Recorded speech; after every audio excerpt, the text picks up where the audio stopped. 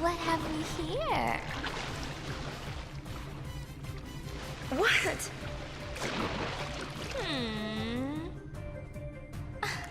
Whatever. I know who's got it going on. Oh, excuse me?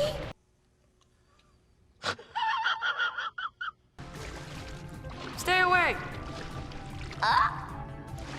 Whoa! Want to get hurt? You should check out Pain. So last time we talked about the beloved Final Fantasy X and how I was not a fan of it. That game bugged the hell out of me to where I was ecstatic to see the credits roll. But I really appreciate those of you who understood my frustration while being fans of the games yourselves instead of giving me some dumbass logic. So what did I do after playing that game? I jumped straight into 10-2 because I am far from a self-respecting person. And I was curious about how the story of 10 continues because the one thing that I did really like about 10 was the story. But what fully convinced me to play this game was a fellow subscriber has requested me to make a video on it, so Nicholas Brooks, where you at, bud? This is for you. Now, I believe the general consensus about the two 10 games is that the original is really good, masterpiece level, while the second game is just not on par. Pretty bad even. However, I was not completely worried going into this game because again, I didn't really like the first game, so I was holding on to hope that whatever this game does that didn't work for people, maybe it'd work for me, so let's do this! There! Oh no.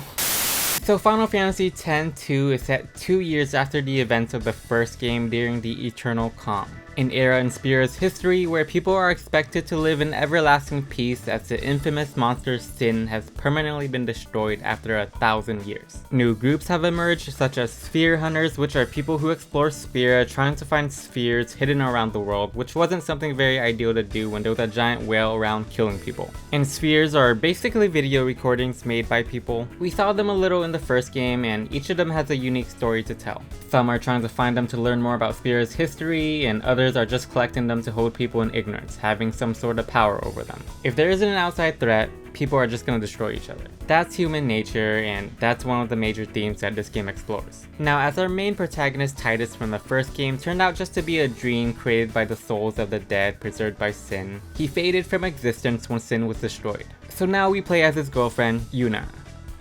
Oh, sorry, hold on a sec. Yuna, the legendary High Summoner who defeated Sin for good. Now a spear hunter with one of her former guardians, Riku, and newcomer, Pain. The reason Yuna became a spear hunter is because she saw an old spear recording of a person that very much resembles Titus, so her goal is to find more spears to get to the bottom of who that person is. That's how this game kicks off, and as the very first direct sequel to a Final Fantasy game, I think it did a really good job making players feel like they're back in its respective universe. More so than 13-2. The game first gets you acquainted with the three main protagonists and their crew for a little while, and every now and then, you'll eventually run into the legacy characters. Yuna's former guardians, and I love their screen time here. Their initial appearance is so subtle, but you feel the impact of their presence. The first time you meet Lulu in this game, you walk into a hut and she's just sitting there like, hey, welcome back. And I got chills just seeing a character I spent so much time with in the last game. Also, almost all the locations in this game are from the first game. This is still the world of Spira, and they are designed the exact same. This whole game was pretty much running down memory lane as Yuna. I like that. Even the, oh no, save points? Is the save system back in this game? Oh man, guess we'll find out. You also got all the monsters from the first game back, including, oh my god, not this. Does it still retaliate with Meteor when defeated? Hold on.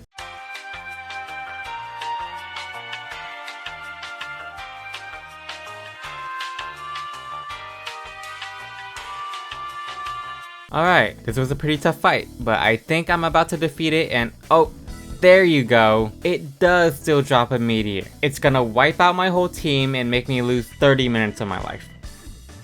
Oh, Yuna. Oh my god, Yuna. You cannot even comprehend how much I love you right now. Huh?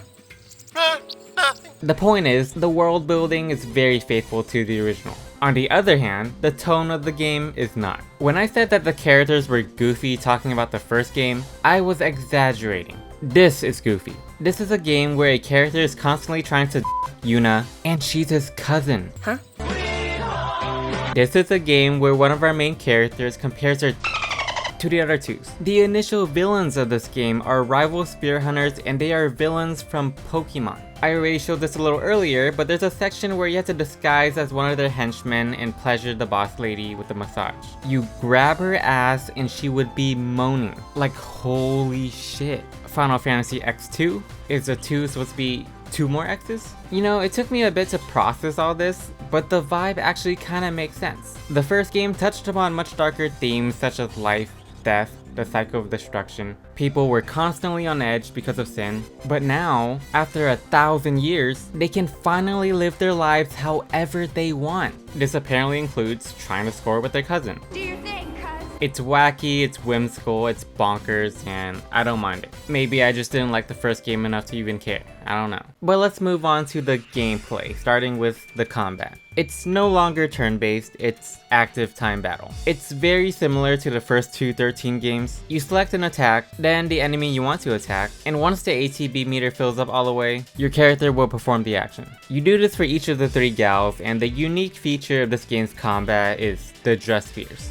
They're basically outfits that represents jobs. If a character has a warrior outfit on, they're a physical attacker. If they're a white mage, they're the buff and healer of the party. You can change the character's outfits whenever you want in and outside of battle, and will gradually acquire more throughout the game. Most of the strategy comes from these outfits, and they're really fun to mess with. There are also a few mechanics that incentivizes you to time your attacks, giving the combat a few extra layers. You don't always want to make an attack as soon as the character's ATB meter is full. Sometimes you want to wait for all 3 characters' meter to fill to consecutively attack one target because that increases the damage. Then other times you might want to make an attack ASAP to interrupt enemies' attacks. This combat system is way more up my alley. It's more fast paced, more engaging, more fun to watch. Whenever I need to go into a menu to heal or switch outfits, do anything really, it'd be tense because I needed to make it quick since enemies don't wait for me to make my move before they do. And whenever you die, oh, there it is, back to the main menu. You love to see it.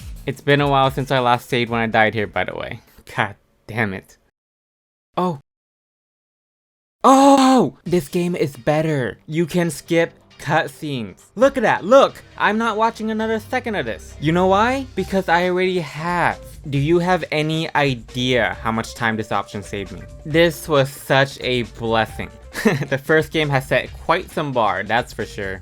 Anyway, the boss battles in this game are also phenomenal. They typically force you to have the 3 characters have some sort of coordination to prevail. Like this one enemy was consistently dodging my physical attacks, so what I did was have Yuna in her gunner outfit just immobilize him with bullets, giving Pain the opportunity to strike him. That is awesome. There are also a lot of boss battles that consist of multiple enemies, each with distinct stats and abilities, and you have to decide which one is best to take out first. And it's really satisfying once you do, because you'll feel so much weight get lifted off your shoulder as you'll then be outnumbering the enemy, giving you more breathing room. You won't really need a white mage constantly standing around keeping the party healed up anymore. You can just have all 3 characters be warriors and go ham on whoever's left. And this is a situational thing, but for one battle, I had a really difficult time taking out an enemy, and when I finally did, I realized that I ran out of Phoenix down, so I had to work with the 2v1 for the rest of the fight, which wouldn't have been nearly as easy as a 3v1. The advantage was neutralized, and I was on my toes for every second in battle. I love that, so I'm sorry that I'm 15 years old and don't find standing still, taking turns hitting each other is nearly as appealing as this. And you know what? Playing this game made me realize that I don't even mind having to go back to the main menu after a game over. This game has a good number of unexpected back-to-back boss battles. I would win one, then lose the next being totally unprepared and would have to load my save prior to the first. And I was like, hell yeah, I'm down to redo that initial boss battle because the combat is fun. Can I skip the cutscene leading up to it though? Yes, I can. Oh my god, I like this so much better. So once again guys, I apologize that I am 15 years old.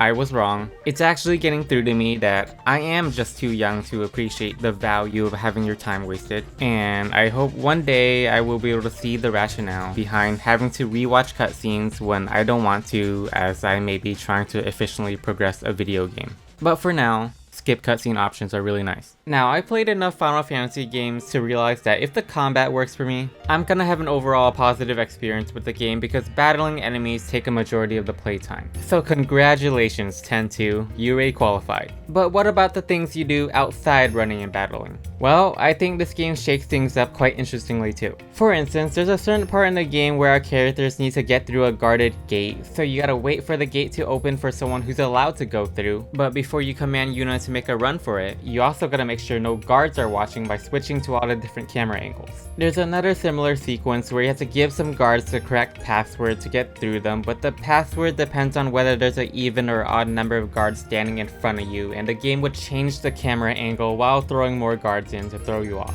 Pretty neat stuff, at least compared to moving a bunch of balls around. And on top of that, there's a lot of serviceable side quests and mini games to discover with the freedom that this game gives you. Our characters travel by aircraft the whole game. It's essentially a hub, if you will, and you're allowed to proceed to any of the locations very early on. The game tells you where you need to go for the main missions, but if you take the time to explore other places, that's where you'll find the side quests and mini games, and the amount of attention you give to these actually impacts the story. It affects certain character relationships, produces particular outcomes, determines what ending you get. This game almost branches out enough for it to be like a choose your own adventure game. It really depends on the player whether this is a pro or con. If you're the type of person who prefers to just push through the main story, you'll get a lot less out of the game for sure, but I thought it was neat. Yeah, I don't really have any major negatives here. I mean, I thought the jumping mechanic was pretty janky and annoying, but it wasn't bad enough to take me out of the game or anything. I was gonna say the story wasn't good at all initially. It was really just sphere hunting and competing with these clowns for the first couple hours, but there is eventually a world-ending threat forcing the two spear hunting groups to work together, and that's when I was a little more hooked with the story. The primary antagonist turns out to be the person Yuna saw in the spear recording who resembles Titus. Now, I don't believe it's ever explained why he's designed to look like Titus, but there are two speculations. One is, the writers simply needed a reason for Yuna to embark on this journey. If that's the case, then I guess the writing is pretty bad. But the second theory is that Titus was actually a poorly formed memory of this person who was real, which I think works a lot better.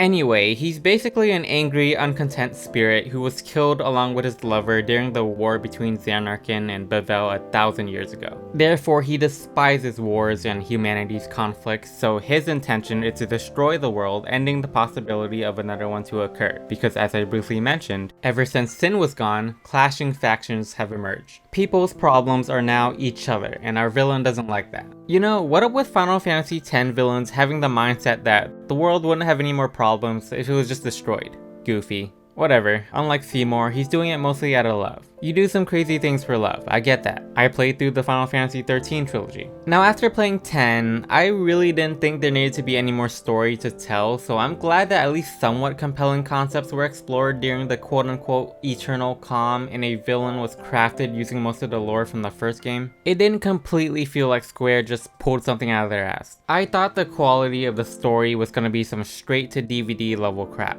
You know, one of those really bad sequels to a classic, and it is like that at times. But it has its merits as well, and I accept its existence.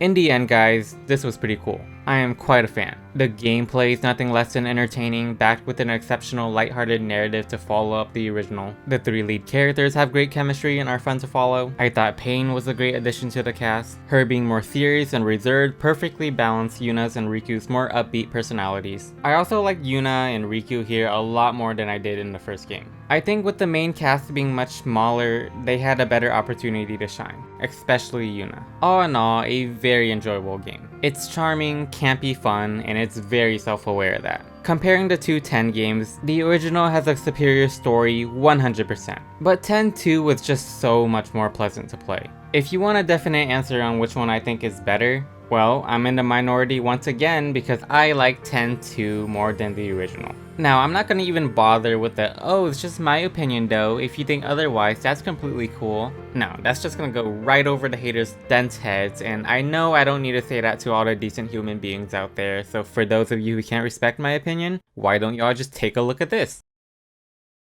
You know the drill. So the 10 series is quite the roller coaster so far. It's currently 1 for 2 for me, therefore I don't completely hate it anymore. I believe there's gonna be a third game. It's confirmed that a story has already been written, but Square isn't gonna actually work on it until they're done with 16 and the 7 remake series, so I shall see you guys in like 10 years for Titus Returns Final Fantasy X. Probably, I don't know. Alright guys, as always, thank you for putting in the time watching my whack videos. It means a ton, and I will see you next time. Later.